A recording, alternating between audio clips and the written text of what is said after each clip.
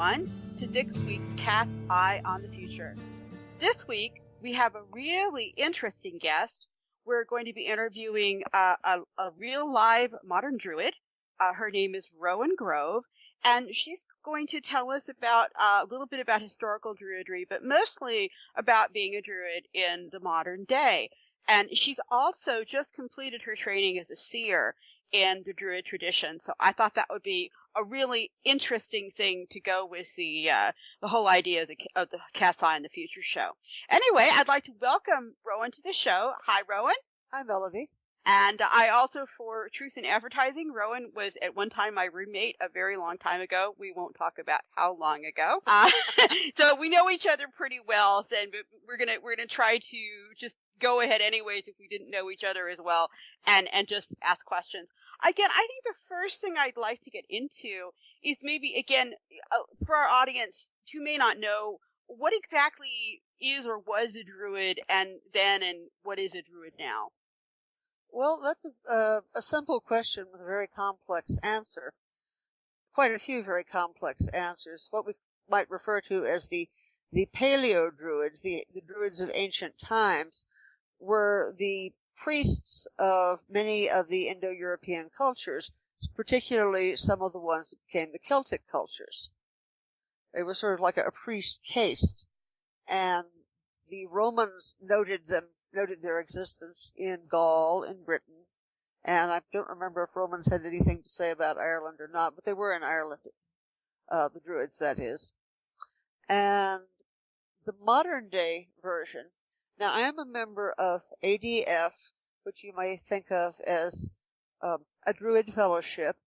ADF actually stands for Anriachchain, which is modern Irish for our own Druidry. And it is, in fact, we're on our 30th anniversary this year.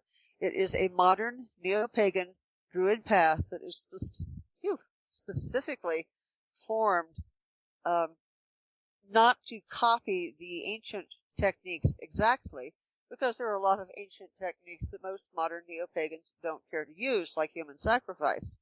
ADF is Indo-European in focus. By Indo-European, it's most of the cultures that evolved within Europe, as well as some that are sort of moved outside of what we think of European boundaries. It's not only Celtic these days. We have members who honor Norse gods. We have members who honor Hellenic gods, Gaulish gods. So it's not only a Celtic thing in modern Druidry. Yeah, I know that in Ireland, the Druids were primarily, as well as religious leaders, served the role as lawgivers and musicians, and a lot of times they were also counselors to important people. I don't know if modern Druidry is doing anything like that at all, but I'd just be curious. Well, the Bardic Guild is certainly very active within ADF, and we have some excellent singers and other performers. As counselors, I don't know. We're sort of not official for modern government these days, if you know what I mean. But counselors, yes, perhaps to the local folk. ADF holds public rites, open public ritual, and you don't have to be a member to attend. And this can be very nice for other pagan folk, perhaps someone who is heathen or someone who is Wiccan but doesn't have a grove or doesn't have a kindred. They can attend an ADF rite and they can hail their own deities and not have to belong to a specific group. They don't have to belong to the specific ADF group in order to attend the rituals. Are the local groves or groups, do they tend to have a particular sort of Indo-European focus in particular, or are the majority Celtic with a few like Greek or Roman or other groups? Well, there are a lot of different variation in the individual groves and proto-groves. The small new groups as they are started and established are called proto-groves. The individual groves, some of them are Celtic specifically, some of them may be, for example, Celtic for half of the high days and Norse for the other half of the high days. Some groups stress the Hellenic hearth culture. Some groups stress perhaps Gaulish and Irish. So there's a lot of mixing and some are pan-Indo-European in the sense that they will have rituals that honor the deities of different Indo-European cultures. But one thing is that we don't usually mix pantheons within a single ritual. We don't have call for a deity from the Norse and a deity from the Hellenic at the same time. I think that's very wise. That is one of the things that used to disturb me a bit at a lot of neo-pagan gatherings, and I understand it. A lot of groups feel comfortable with doing that, but I always think it's a little bit, perhaps, a little risky to call on deities from totally different pantheons unless you really, really, really know what you're doing. And some traditions care less than others. I mean, the Norse seem to have been very good about just adopting in the deities of who was local. I mean, and for example, Hindos do too. But other traditions, I think the Greeks, for example, might be a little bit jealous. I mean, I could ask R.A. Firethorn on that, but I just get the feeling they probably don't like to share as much. Well, my own personal joke is that some gods should not share a cab, much less a ritual. But I think it helps not to blend the energy, because each culture has its own unique energy. It's like the language of a culture. And it doesn't try to speak half French and half Greek in the same paragraph.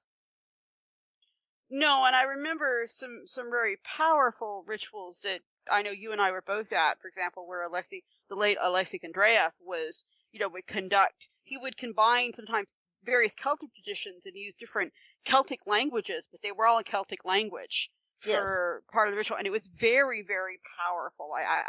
I just will never forget that. And I just finished an interview with my husband Kavildoffer, and he was talking about the importance he feels of using Germanic terms when doing not necessarily German, but Germanic-based language terms, as opposed to the Latin and Greek that we have in English as well, whenever possible, because you're trying to evoke that feeling or that energy, as you say.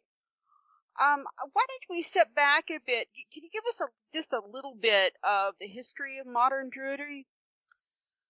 Oh, that's another long and complicated.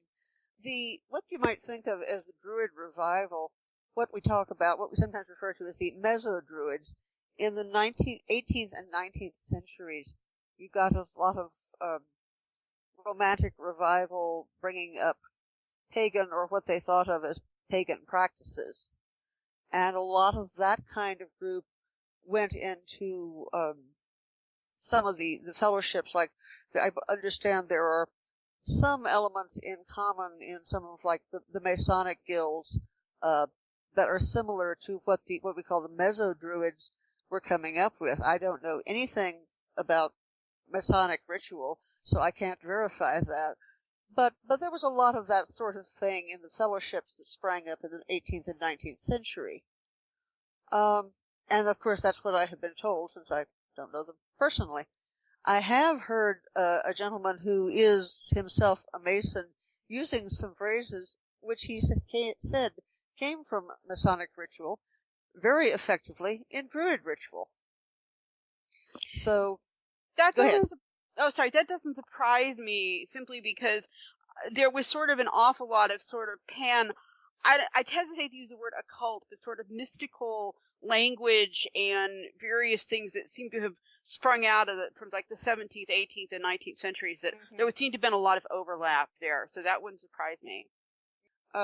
One particular phrase, and I don't think I'm giving away any secrets of anybody, that he used, he called to the powers of inspiration and referred to them as light as smoke and strong as stone, which I thought was a beautiful phrase. It's beautiful, and I've never heard it before. That's absolutely lovely. I think that's one thing I remember reading and also seeing about the sort of 18th and 19th century Druids and going into the early 20th century weren't a lot of the people attracted to that, basically some of the poets and artists and writers, particularly in the UK? Yes, and fine Victorian gentleman with a romantic streak. I think that's where you get a lot of the stereotype of the Druid with the long white beard and the long white robe and the little thing of leaves, because if you see some of the 19th century photographs of some of the members of the Druidical organizations of the time, they're trying their best, bless them, to look ancient and serious, and still they look so Victorian and stuffed. It's amazing. Some of them still do. They actually, there's a group in Wales, I think, that actually is still attached to the 19th century group, and they're primarily, I think, a literary guild at this point. But every year on the BBC, you see them, and you see these again. There's some ladies now too, but mostly gentlemen with the white robes, and then they have the black dress shoes on underneath, and it's just moderately hilarious. They're trying very, very hard, but those aren't particularly, to my understanding, religious druids. You do get people who, I don't know if the ADF is connected to the groups in Britain at all, but you do have some of the groups in Britain now that do the rituals at Stonehenge twice a year and consider themselves druid. Is there any connection with the British groups? A little bit, perhaps, and there are some individuals who are members of some of the other British groups and members of ADF. We have a branch or two in Britain and some solitaries.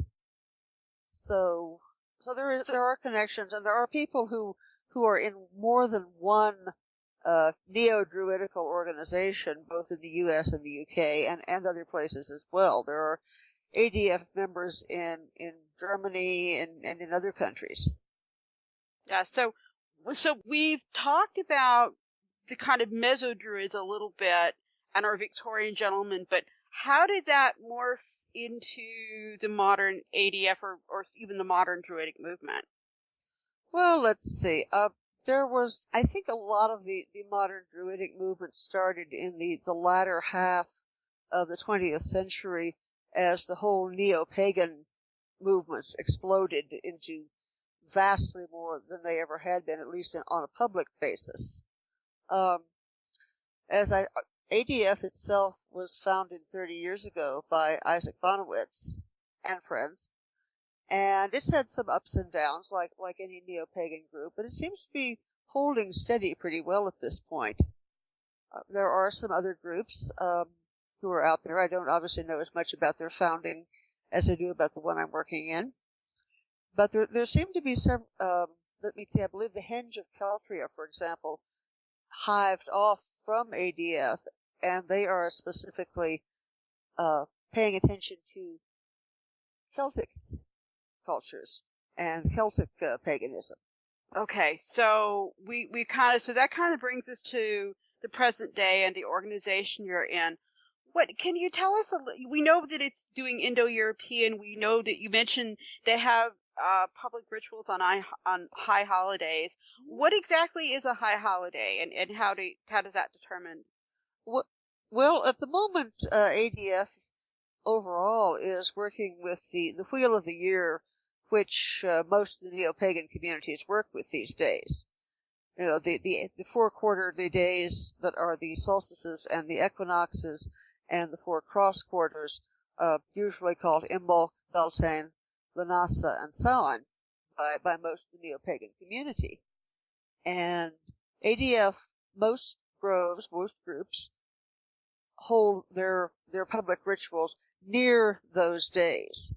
Now, some groups, for example, the Hellenic or the Roman kindreds, may choose to hold their particular high days, if a group is working with those, on the days or the seasons that the culture would have used. Because the Hellenic calendar, for example, the festival calendar is really nothing like that of Britain or of the Scandinavian countries.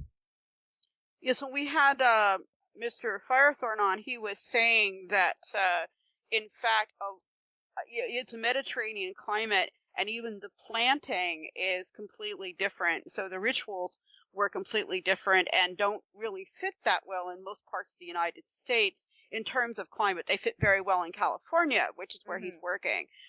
It doesn't make it impossible, but it just means you kind of have to adjust things a bit. Yes. So he did talk about that. I'm trying to see here. So we basically kind of have a handle on what the holidays are. We we sort of know that it's an Indo-European organization. What exactly, can you tell us a little bit about your personal journey and what you personally work with? Well, I'll give you a little background of how I got into ADF just to start, if that sounds like a good idea. That sounds great. I was in Ireland in the fall of 2009, as you will recall. Yes, you were here. And my sister and I went to Newgrange, and it was a rainy Wednesday, and we arrived quite early because, sometimes Newgrange attendance is very, very busy, and we didn't want to get to the point where we couldn't get it in. So we were visiting Newgrange, and we were waiting at the front door for them to open, and a couple of people were walking toward us, and we looked at them, and we thought, those look like interesting people. And one of them turned out to be, at that time, the Vice Archdruid of ADF. We've had a little bit of a joke since then.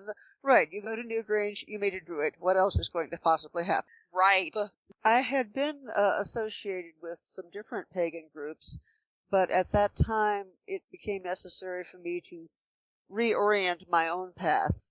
And as I was looking around, and as I had asked one of the deities I work with, or who was kind enough to work with me, for a hint as to which direction to go in, I investigated ADF, and it looked like a good idea, so I took up their study program.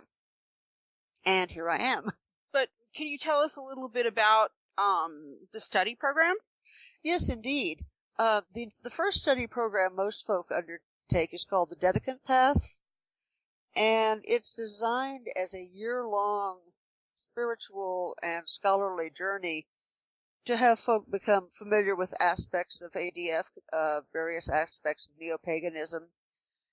And it's not a required study program. No one has to do it. People can be a member of ADF for 15 years and perhaps come to some high days, but never ever do the Dedicant Path. And that's fine. They're not looked down on for that. But it does assist members to begin practice and study, and give some folk, for example, who've never really practiced formal meditation, a way to do it. It also helps people decide perhaps which hearth culture, which variety of deity they want to try to work with. And it's, as I said, it's a year long to do it. And there are things that students write up along the way and then submit the whole thing together. And it looks pretty intimidating sometimes to people when they look at it, because there are 11 sections. But I tell people, don't think of it as an 11-part test. It's not a test. It's an essay, a journal, a book report, a combination, and they can do them one at a time, and no one is going to look down their nose at them if they need a little help along the way. So that's sort of a general, almost like a catechism, to use a Christian term, Mm-hmm. that people might recognize. It's like a basic, or sort of like, at the end of that, is there sort of like an initiation or anything that Well, happens? there is something that's called an oath rite, where the student decides what they are going to swear to do as. Let me give you a few of the things that are along the way. The first essay is on 9 virtues, and the various things. For example, some of them are wisdom and courage and integrity and piety, that sort of thing. The next essay is about the 8 high days and the student's experience in attending high day celebrations. It can be a high day celebration with them and their best friend in their backyard. They don't have to get to a huge one that's a public one in order to write that. Just write down what they experienced and what it meant to the old paleo druids or the paleo pagans. Then there's a book review. And students are encouraged to set up their own home shrine. And then there's a section on meditation and building mental discipline, and a section on nature awareness. Where does your water come from? What kind of bird is that? This is supposed to be a nature religion. Can you tell what kind of tree you're standing under? That kind of thing. And at the end of a lot of these different things, then the student takes an oath rite. That works an oath rite. They have a ritual where they might do it with someone, or they might do it entirely by themselves. and they decide what they are going to take oath to. It's not like someone shoves an oath at them and they can either take it or go away. They decide what they're going to swear to. Okay, so once a dedicant has achieved the oath rite, I know that many people just probably choose to stay there, but I gather that there's some other options that they can continue studying. There are a lot of different training programs. There is a generalist program that a lot of people like to go into that. There is an initiates program, which is more of a mystical path. There is the clergy training, which combines experiential and scholarly work. What I have just finished myself actually was the initiates training, and in fact about 2 weeks ago passed my initiation. So that's congratulations. Thank you. It was highly interesting. Yes, let's just leave it at that. But there are a lot of smaller training programs along the way. The Bardic Guild, the guilds have training programs. The Bardic Guild, the Brewers Guild. There's a lot of excellent brewers in ADF. Magicians Guild and the Scholars Guild. The Seers Guild that you mentioned that I have taken the training for, at least the first level. That's because we don't have a second level yet, but we're working on building one. So, as a seer, what would you be expected to do or know how to do?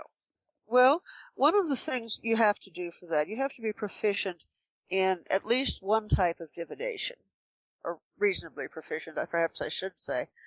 But you need to be able to provide divination services for members of ADF, and often without charge. I have not yet taken up charging for any of the divination that I do, but I've done a couple of things where someone has traded something in kind. Yeah. Now, for myself, I regard it as necessary to do more practice to develop my own psychic abilities. So I do a lot of trance work and meditation to help hone this. I take a morning augury from the landscape around me. Can you explain a little bit about that? That sounds really interesting. Well, I step outside every morning. Sometimes, especially in the winter, it's before sunrise, and this time of year it's usually a little bit after, and look around and see if I perceive a message. Are the clouds telling me something? Are the birds telling me something? Is there just something hovering in the air waiting to be noticed, or not? Sometimes the only message I get from the nature is, these squirrels would like their breakfast. But it's, the ancient Greek diviners said that it was as important to tell what was an omen as to interpret it, because not everything can be your omen, as you know. Yes. So it's very important to decide, is this actually an omen from the gods or from the kindreds of the world, or does that squirrel just want the peanuts? Yes, or am I just a bit sleepy? Yeah, precisely. Am I a little sleepy and I don't know what's going on here? But a good question would be, can you give us any examples of auguries that you got? Maybe, I mean, it's nothing too personal, but just even if it was something very simple, can you give us an example of something that you might have received? Well, this is one I got actually when attending one of the. Excuse me, I almost knocked my cup of tea over. When attending a ritual last Samhain, rather than the morning augury, if that's all right. Sure. Was a different person was taking the omen for the ritual, because there is an omen taken in each ADF ritual, but a different person was taking the formal omen. But while some other things during the ritual were going on, there was this one goose that was flying, circling where we were standing, and calling and calling and calling, and finally the goose went off in a particular direction. And because this was a very cold evening around Samhain, late October, I asked once the formal omen was finished, I asked if I might offer a little more insight here. They said, oh, go ahead. To me, that goose was telling us, find your own people. Find the ones you can work with. A lone goose is cold and alone and not safe. A goose that has its own flock about it is where it should be. So that you all need to find the people you can work with, was what I've got from that goose. That's really interesting, and I think that really shows to the interaction between a natural phenomenon that the gods can use, and then the inspiration, the message that you receive from it.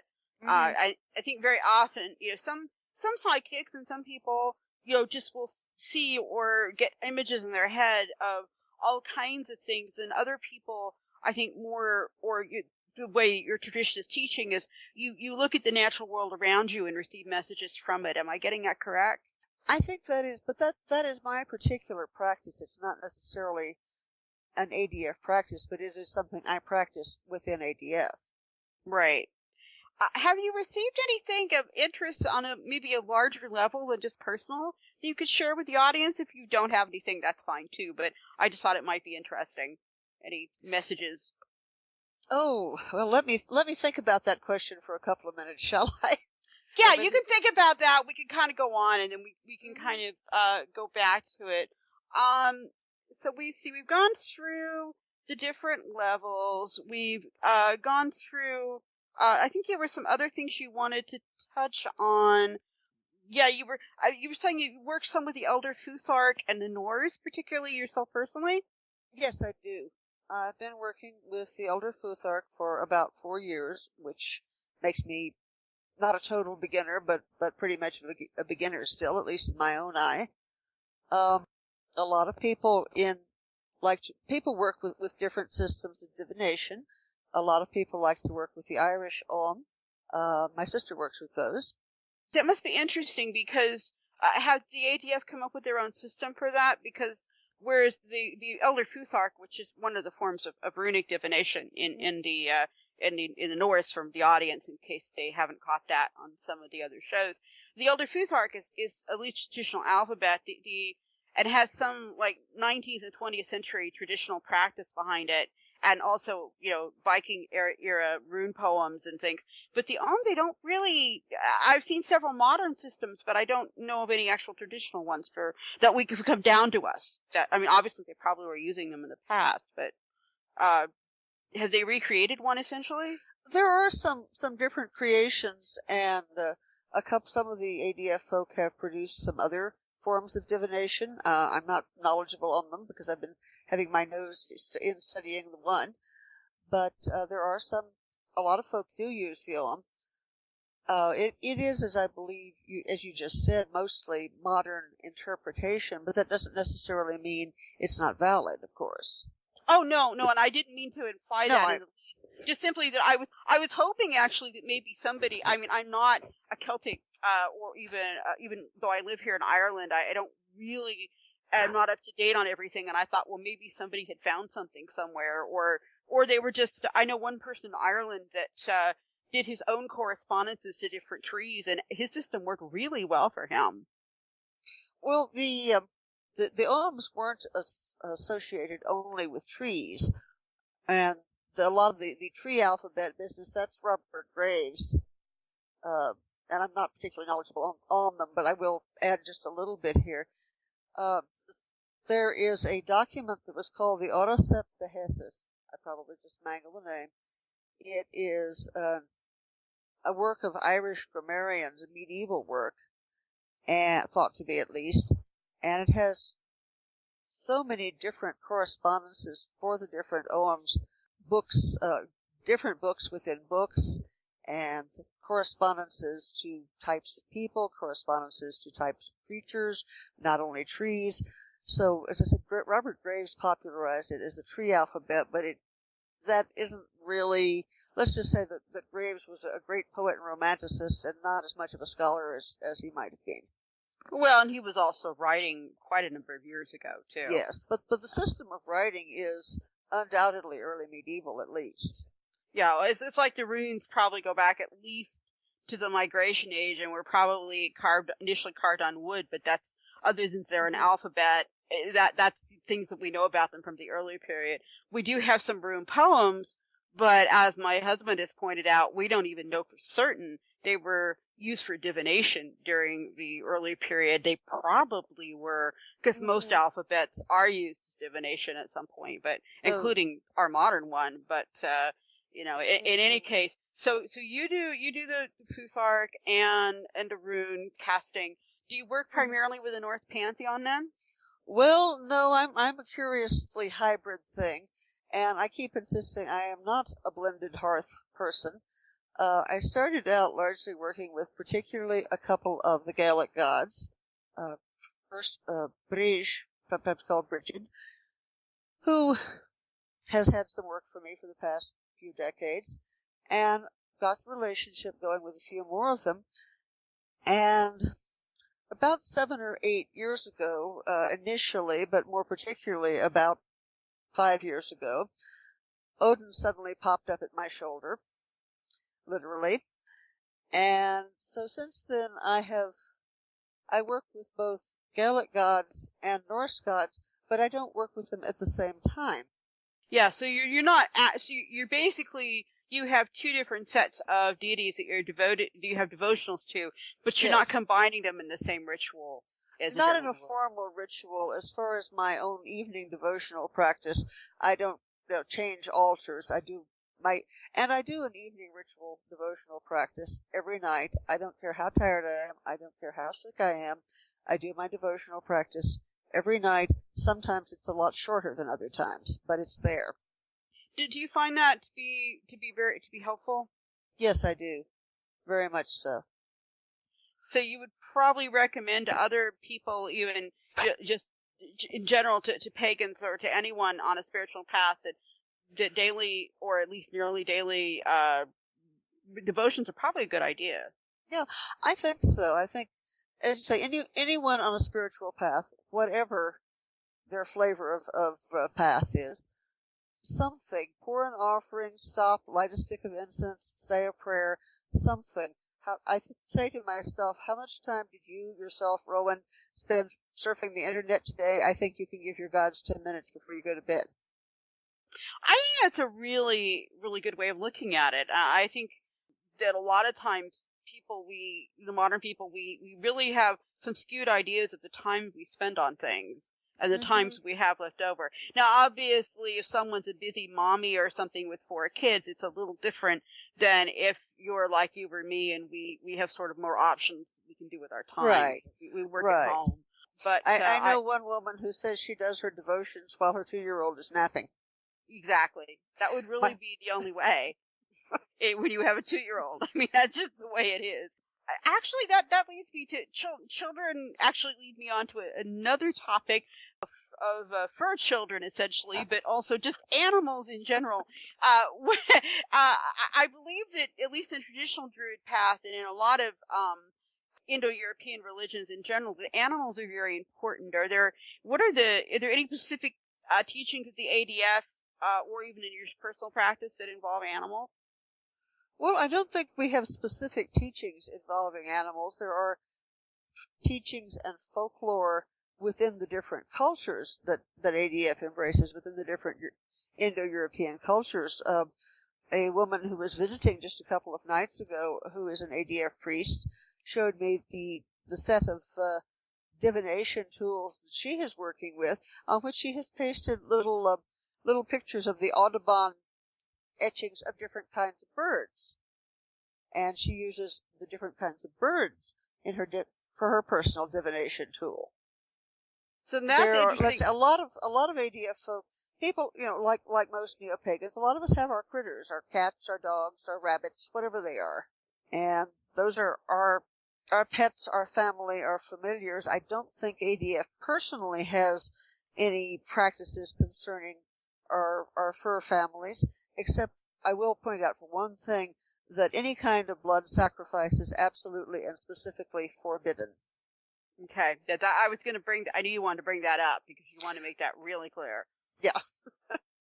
It also goes with some of the dreadful Victorian cliches about the old Druids. It's like, no, we're not sacrificing anything. We're not sacrificing cows, virgins, anything else. You're not even allowed to cut your finger and drip into the sacred fire. It's just not done. But your path doesn't require you to be vegetarian, though. Oh, no. We had an excellent, a gentleman at a recent, big gathering, the Wellspring gathering, which was held at the Brushwood Center, where I believe the Troth has some of its gatherings. At any rate, a gentleman who was there, one of our ADF clergy, was smoking ribs all day, and we had quite a feast. Sounds wonderful to me. It was delicious. I wanted to clarify that because there is some crossover in some groups between what some people would call ritual sacrifice and others would call as sacred slaughtering, which is where you dedicate the animal. I don't think we really want to get into that here, but Right. I wanted to make that clear. Nothing. It is absolutely forbidden to sacrifice any animal in the ADF or in a ritual within an ADF ritual. But you can't eat meat. Of course you can. Yes. Okay. Yeah, and and you were just saying, according to archaic Hellenic practice, almost all of the meat that was eaten in that culture was meat resulting from sacrifice. Now, I'm sure if a sheep broke its leg falling down the rocks, the shepherds didn't throw it away. No, I doubt that they did. I always thought it was interesting too that the Hellenic practice. I need to double check with Firethorn, but I believe that the gods actually just happen to prefer a lot of the things that people don't kind of like as much. Like fat and and smoke and blood. I just always thought that was kind of interesting. But be that as it may, gods are gods, and they have their who is to criticize. But it's very convenient. From a butchering point of view, I would say. Yes, indeed. But on the other hand, I think that's just, again, I think societies develop traditions and work to some degree with their deities and to bring things like that forward, to make things work for both sides. Because actually, that's another thing with not just the ADF, but also in your practice. Do you see working with the gods as kind of a two-way, like a relationship, a contract almost? Well, I do, and I keep saying what I do is because ADF is we say it's not orthodoxic, i.e. you have to believe the correct thing. It's orthopraxic, i.e. your practice should be appropriate. Well, that's why I'm asking you about your practice. Right, about my practice, of course, it's like, I can only tell you about my journey. I can't necessarily tell you about everyone else's. But run that question by my ear again, because I got a little distracted. Yeah, it's okay, and I think I was having a little trouble like coming up with it too. Basically, with some religions, there is a god, or even sometimes gods, multiple, that are like up there and we're down here, and what people are supposed to do is to worship them. I would say that a lot of the Mesopotamian religion was this way, as was not just like modern Christianity or some of the monotheisms that we have. And I tend to think, as a polytheist, I tend to find that most polytheists, including myself, are seeing the deity as more of an interaction, and I just wondered if that was your experience as well. I think so. I haven't encountered anyone who feels that their relationship to their deity is that they have to fall flat on the ground. Particularly some of our ADF and more Norse-flavored members, shall we say. I don't know anyone who feels that they have to just fall down and worship and take instructions blindly. That's not really part, really, of any pagan path or neo-pagan path that I've encountered. For myself, as I said, I work with Brige. She has made it very plain that she is first in charge over what goes on with me. Some of the other Gaelic deities, I have a relationship to Manana MacLear, who occasionally turns up and shows me how to do things I need to learn. And I ask him to work with me as a gatekeeper, i.e. opening the ways to the other worlds within a ritual. And then, on the other hand, as I said, Odin turned up at my doorstep, and so I work with him. and it's a specific relationship, but it's also sometimes a, yes, I know you want me to do that. No, I don't think I'm going to do that. We already had this discussion. Yes, I know you're very persistent, so am I. For what I know of Odin, I think that's probably a really good approach. But yeah, well, thank you for sharing that. I was just thought that the audience might enjoy hearing a little bit about, some of who you work with and what you do and that sort of thing. So you also mentioned to me that in addition to the Fusark, you've been working a little bit with Psycards and some other divinatory systems. Yes, I like the way you work with the Psycards, so I recently got a deck for myself, and I've used them a little bit. I'm still working with them. I had an occasion not too long ago where I had, as I mentioned, I asked Marana MacLear to aid me in opening the ways of the worlds, but there was a ritual for which I wasn't sure if he was going to want to do that for that particular ritual. So I asked, in my nightly devotionals with a certain amount of prayer, incense, and whiskey, do you want me to get a different gatekeeper?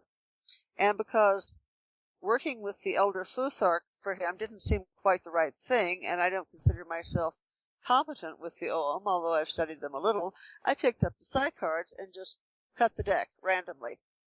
And the card I got was never. I said, well, that's as straightforward as I've ever had an answer. Yeah, I love the cards when they do that, because they will, sometimes they're really obscure, but they do have the yes card, the no card, and the never card, and that's actually, I have found very, very helpful a number of times in my life. But, now that we're back on divination and you've had a little chance to think, is there any, sort of larger scale, anything you've seen or divined that you'd like to share with people?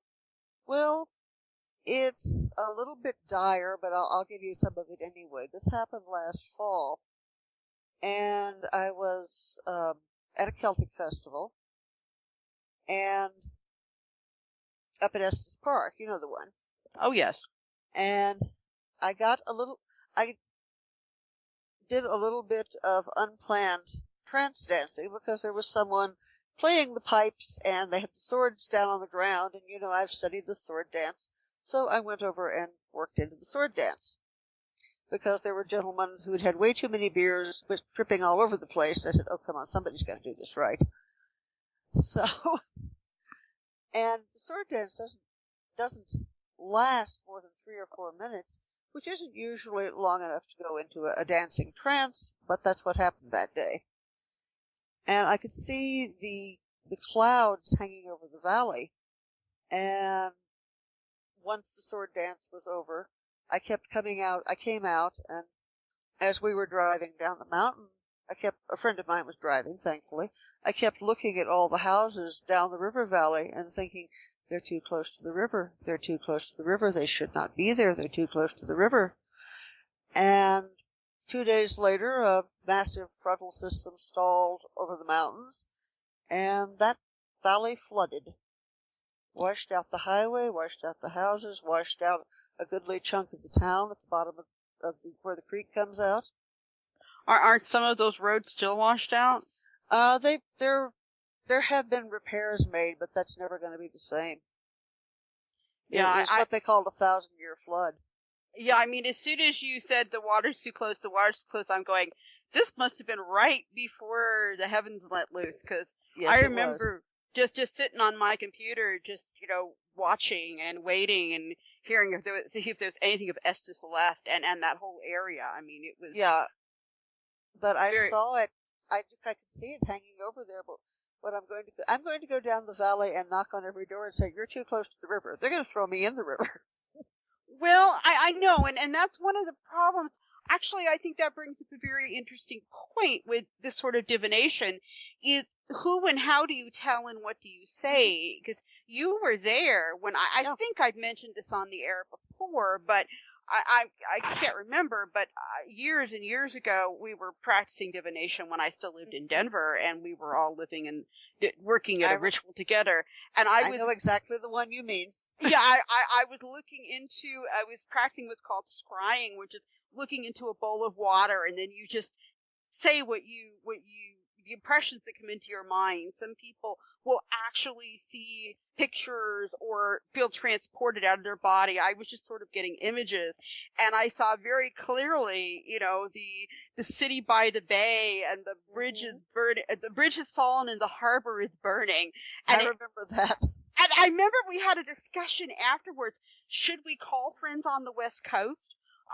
What should we do? And I said, well, but I don't have a dime. Yeah. And I said, there's a bridge there and there are people. So presumably it's not, 1,000 years ago, but it could have been 500 years in the future. I mean, because we don't know how long the bridge will be there. And it's very interesting that just a few years later, I found myself sitting in the middle of San Francisco and UN Plaza, and the guy on the radio said, now he was wrong, but the radio announcer said that the San Francisco Bay Bridge has fallen and the harbor is burning.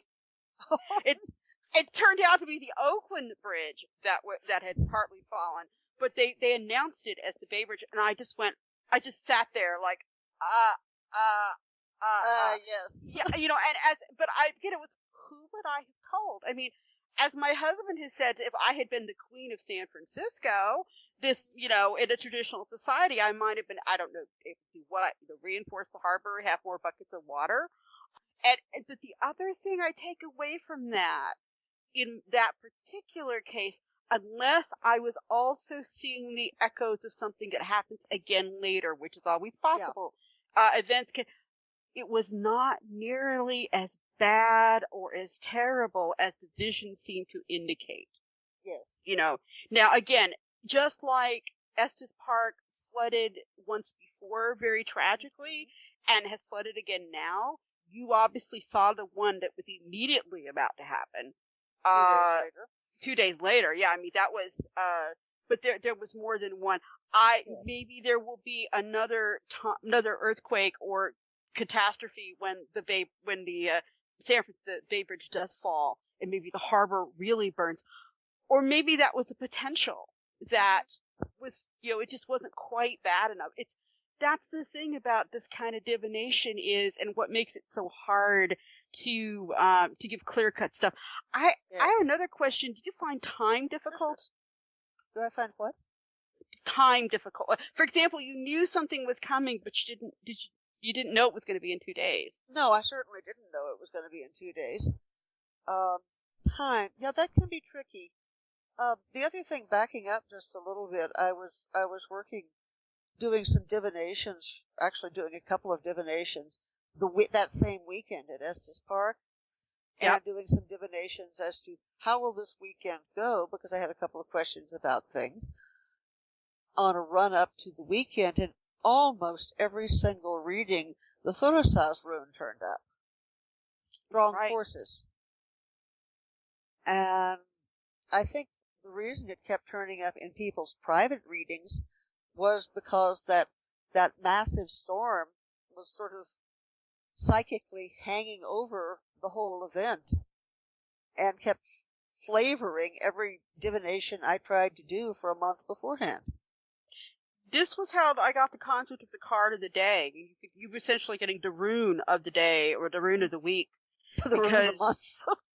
Well, when I used to do a previous radio show when it was just readings once a week, as part of, one of the things I noticed was that nearly everybody who called in with a question, no matter what it was on, would get at least one card that was the same. Mm-hmm. And that just seemed to be an energy that was impacting everybody. And I think that's what you got with that rune I think you were absolutely correct. That was so powerful, and particularly you were right there, almost at ground zero. I was. So it was like just everywhere. Well, that year that we weren't doing divination, but that year that we were at Estes and the Tannehill Weavers, played the drum roll with the thunderstorm. Oh yes. I mean that's what the energy makes me think of. I mean, that was just, anybody with an ounce of perception would have picked up that storm coming. I remember that. Oh yeah. Well, we should probably back off to our audiences again. Then I remember, but it is true. true that we have a lot of shared history, but some of it is very relevant. Anyway, I think that's really, really interesting. I think at this point, I'd like you to let people know if they want to get in contact with either with you or with the ADF, where would they go? Well, to get in contact with ADF, there's a very good website which has recently been updated, and that is adf.org. Okay. And there's quite a bit that's public that you can just go in and read on, and there's even more that's available to members. And just incidentally, when someone joins ADF, they are given, I believe they do an e-packet these days, but you can also purchase a paper one if you want to, on how to get started, how to do the dedicant path if that's what you care to do, how to practice. So they give you some very good information, but you can just get quite a bit of it from the website. Now you yourself, you're not personally doing readings or anything at this point, so. Well, I am. I don't actually have a contact thing, and I hadn't very much thought about it because I hadn't been doing general public readings. I've done a couple of distance readings for people, and some for folks locally. I don't really have a contact at this time. Okay. Well, what we'll do is, hopefully, one, we're going to have you back, and two, because this has been really interesting, and also I can, when you get a contact, I can put it up on my website, or, we can let people know, and I can add it to the page. But this has been, I think, really, really a fascinating show. Is there anything you'd like to add? Well, actually, there are a couple of things. Maybe we could put a little break and edit in here and let me go get a drink of water. Yeah, you do that. We'll just... I'll take a break too. You have been listening to part 1 of Cat's Eye on the Future. We'll return to the show right after these short messages.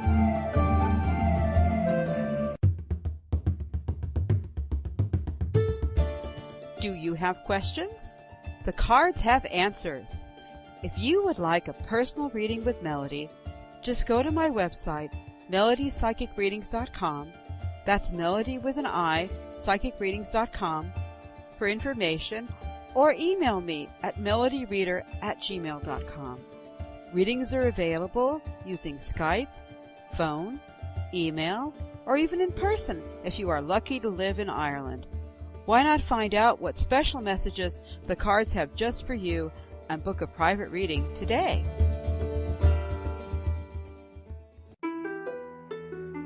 We now return to part 2 of Cat's Eye on the Future.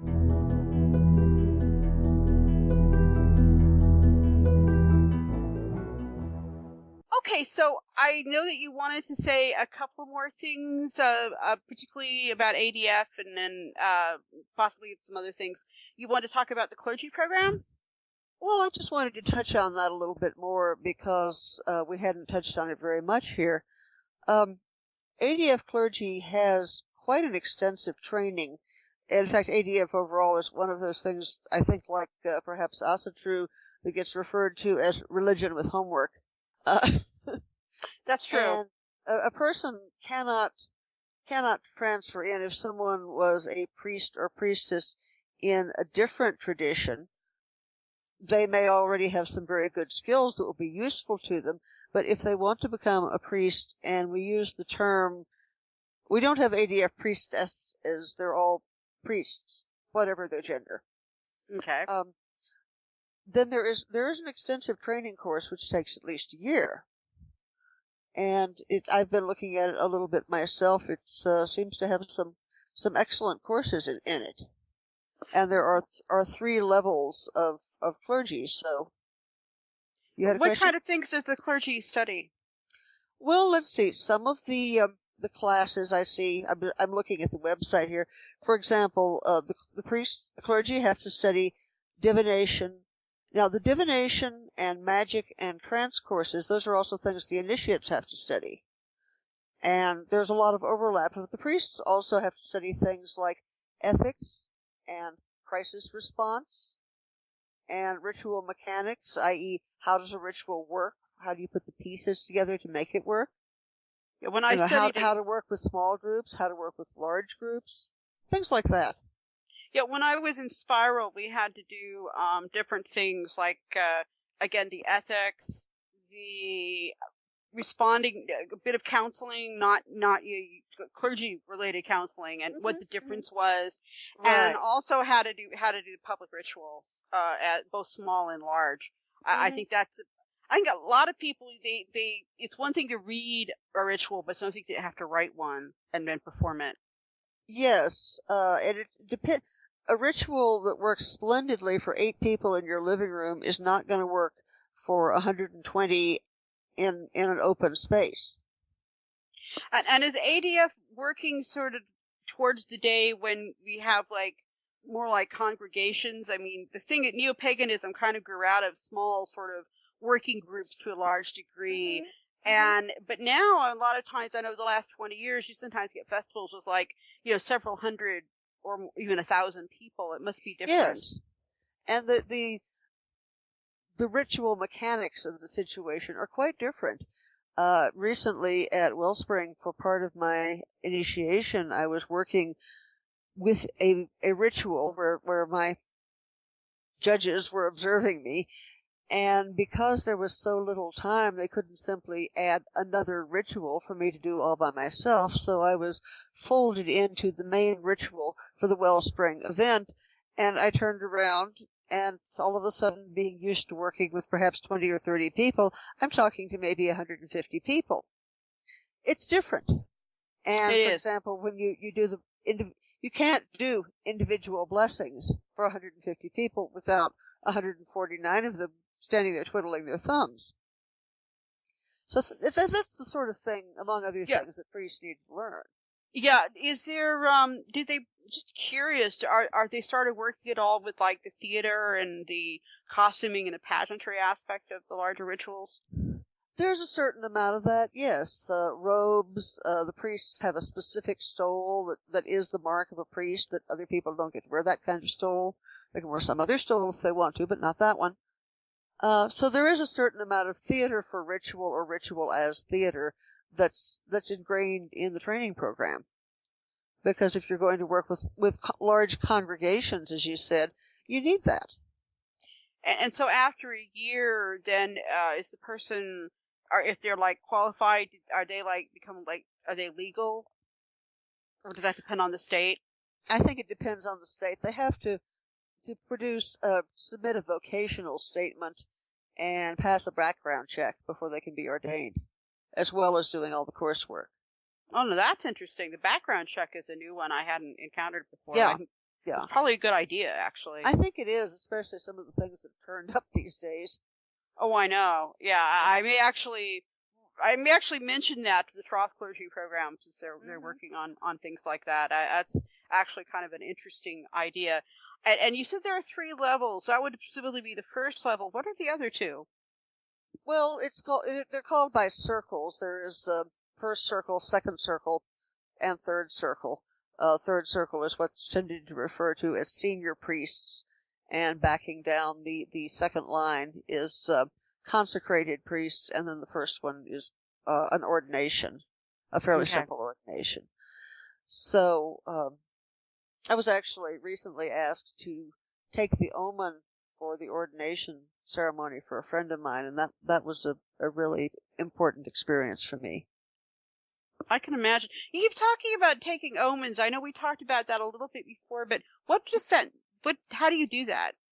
Well, typically, sometimes the person who is acting as celebrant, and in a lot of small groups, they don't have a trained priest. They have whoever has studied a little bit more than the rest of them, especially with small groups starting up, will take it. Or sometimes there is someone who is the seer for the group who will take the omen.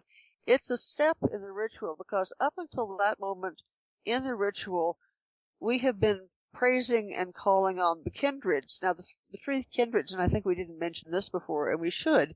The 3 kindreds are our ancestors, the dead, the spirits of the land. Some folk refer to them as the She, and certainly those are among the spirits of the land, and the gods and goddesses. So up until the point in the omen, we have been sending out energy to the kindreds, and the omen is where we turn the flow of the energy and ask them for their response. We have given this to you. What do you have to say to us? So the omen is the other half of the conversation. It is. It may be saying, have our offerings been accepted? Do you have some message for us? Do you have some message for the group or for one person here? Did you not like our offerings and would you like another helping? It's the point in the ritual where the flow of energy shifts from one half of the conversation to the response. That is really interesting. And you said that there are public rituals, but I would presume that not all rituals of every small group would be open to people, though they would probably want to call and find out the local situation. Well, if it's an ADF ritual for a grove or a proto-grove, each grove will hold at least 4, I believe it is, public rituals per year. And the large ones, of course, hold 8 public rituals or more public rituals. Now, a group can hold private rituals as well. Some groups hold what we call a Druid moon, which is the waxing quarter of the moon. Not the new moon, not the full moon, not the dark moon. It's the waxing quarter, is sometimes called the Druid moon. And I work with some folk who do a very nice ritual for that one monthly. So that's an invitational ritual, a private ritual. But a group will hold public rituals, and of course it's up to each individual as to how many or often they hold private devotional rituals. Okay. Yeah, that makes sense. Again, I was just kind of clarifying for people. So right. If you live in an area that's got an ADF group, there's probably going to be at least 4 to possibly 8 things a year that you could just drop in on, but there also are private things that you would need an invitation for. Right. Which makes perfect sense because you have, but you don't really have. Does the ADF have really sort of the kind of inner court, outer court thing that you get in a lot of Wiccan groups, or is it more just people who are invited and people who are the congregation and people who aren't? Well, I think that varies a great deal from group to group, grove to grove. Okay. And some groves simply do the high days and not a whole lot else. Some may have classes. For example, they may have a class to help people who want to complete the Dedicant paths. Or I've been talking about setting up a situation where some of the local folk can come by on a bi-monthly basis maybe and get help learning some of the chants that are commonly used. Because there's some very nice chants. I think if I call it bardic rather than choir practice, that might be more appealing. Yeah, I think so. The other thing that I was just going to ask about was if, say, 2 or 3 people living in an out of the way area, if they wanted to start a group, would they start by contacting the website? And, I guess you don't have, from what you were saying, if you don't have anybody qualified to do it, you can start like a study group or something? Yes, you can. And 2 or 3 people can apply to be a small official proto-grove. And an official ADF unit, and there are certain regulations for them, which are pretty much covered very well on the website. Okay. But, yes, 2 or 3 people in rural whatever corner of whatever state or country can certainly start their own small group and learn along the way. And if people want a mentor for their group, they can apply to have someone who will help them via email, if nothing else. There is a traveling clergy program where, say we have a small group in, I'm going to pick on a state and be chauvinistic about it, Upper Idaho. Perhaps the northernmost tip of Idaho, we have 3 people who want to start a Druid group, and they'd really like some help. There is a traveling clergy program for an ADF priest to come and visit, so that they can help them get going. This sounds like amazingly well organized. I'm sure that it isn't always quite as organized as we'd like it to be, but I have to say, We're human. compared to what I have run into with other groups, this sounds amazingly organized. So there you have it, audience. If somebody wants to start a group, that's what you would do: is you would go to the website and it would have the information there. And it sounds like, and there's ways to be helped, and I gather a lot of the study is online. I from what you said too. Yes. Almost all of the study is online nowadays. I think if someone simply doesn't have a way to do it, they will make some arrangement where people can send paper copies of their study programs or whatever. But most of it is online these days. Great. Okay. Well, was there anything else you wanted to talk about? Well, we could probably talk for 3 hours, but let's not. I think it's kind of late here. It's like after 1 a.m. Yes, so, I understand. You asked me if I had some little verse that was useful. Yeah. And I don't have something that's ADF specific. This is just me. But I was talking to someone recently, about doing magical or doing trance work, and sharing this to other people, bringing other people with me on this. And it's the last bit of a poem I wrote some years ago. That thing just made a funny noise. It's okay. It's okay. We're having a little trouble with Skype, so I'm gonna put this in here. Bardic, and I understand poetry and the Bardic arts and things are incredibly important in modern Druidry. And Rowen won't say this for herself, but I will. She's quite an accomplished writer, poet, and musician. And we can't actually have her play music on tonight because we're not set up for that.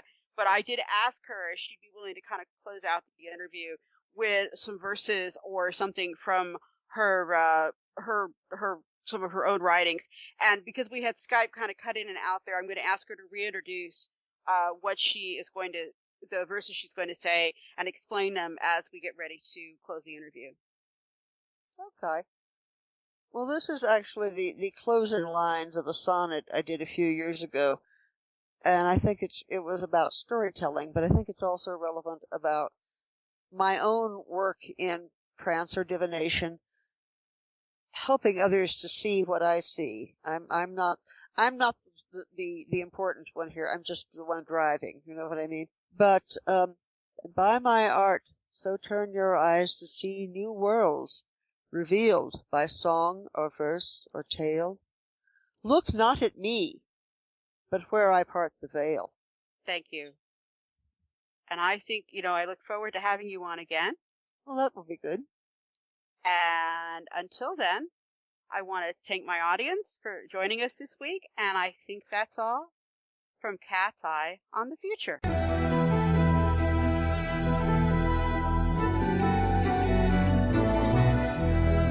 You have been listening to Cat's Eye on the Future, the show where we take a look at what's coming up in your world and your future. Join us again next time for another episode of Cat's Eye on the Future.